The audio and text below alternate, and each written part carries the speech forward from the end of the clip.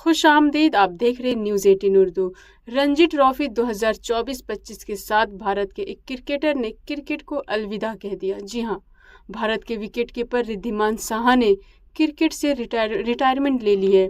उन्होंने अपना आखिरी मुकाबला बंगाल और पंजाब की टीमों के बीच खेले गए मुकाबले के दौरान खेला। इसी के साथ रिद्धिमान साहा का 18 साल का लंबा करियर ख़त्म हो गया। आपको बता दें कि रिद्धिमान साहा की प्रोफेशनल करियर की शुरुआत 2007 में हुई थी। रिद्धिमान साहा ने 2010 से 2021 तक भारत के लिए इंटरनेशनल क्रिकेट खेले हैं।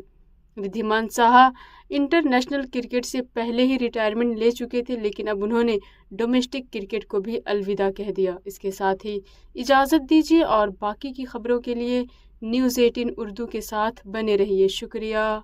फ़ी अमानिल्लाह।